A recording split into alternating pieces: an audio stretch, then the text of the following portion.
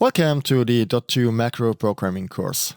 In this course we're going to learn how to write macros, starting with theory and of course hands-on on the console. We're going to start with easy macros and at the end we're going to finish with a super macro that's creating a whole show out of one macro.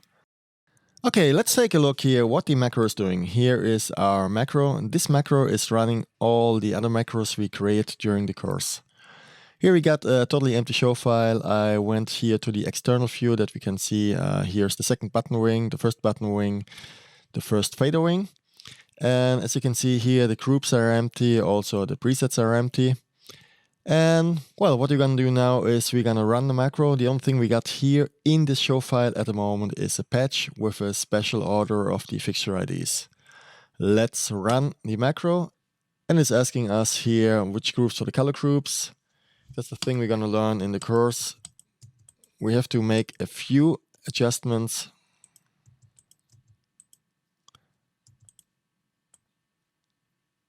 Here it's asking for the strobe groups. Also, it's the same groups. Now we choose executor time. And now the macro is done. And here we created a complete show. Okay, let's start here our 3D simulation and take a look what the show is doing. Here we got the first fader wing.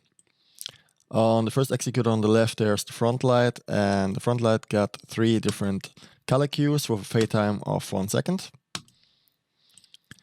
Then we got an intensity fader for the spots. On the second cue, there is a chase for the spots. This is assigned to the first speedmaster. Same thing here for the beam lights and here for the contra lights. Then we got a chase, an even odd chase with the contra lights. It's assigned with a tap button. We got a spot and beam chase also with a tap button. Here is a fader for side light and here are our blinders. Of course, there are flash buttons. Okay, let's make a quick design. Here on the first button wing, we got a color picker. For example, here we can pick the colors for our spotlights. Here we got the colors for our beam lights. And here the colors for our contra lights. Also, if you would like to, here's a side light color picker. And here in the last row we got a fixed color design for our contra lights. Let's make them a bit brighter. It's an even odd design for the contra lights. Okay, I'm gonna make them, let's say I'm gonna put them here to this color. And here and here. Okay, now we go to our second button wing. Here we got a line with positions. For the spotlights, the positions are auto-created. Also reacting to the executor master. Let's go here to the center. Then we got here different gobos. Here is a prism. Let's make an open gobo, and here's a prism on-off. And also we got a zoom. Well, narrow, normal, and wide. The same thing here we got for the beam lights, different positions, auto-created. It might be depending on your fixture that you have to adjust some of the positions manually. Here also gobos. The prism, or let's make a ring gobo. And the prism. I'm gonna take another color so you can see it better. And also, well, that's not in this fixture. We are using here a Sharpie as an example. There is no zoom. Then we got the contra lights. I'm gonna turn off the other lights so you can see them better. Make a small zoom with the contra lights. And here is the same, a few different positions. Okay, here we got no gobos in this kind of fixture for the control lights, but here, for example, you could store some shapes.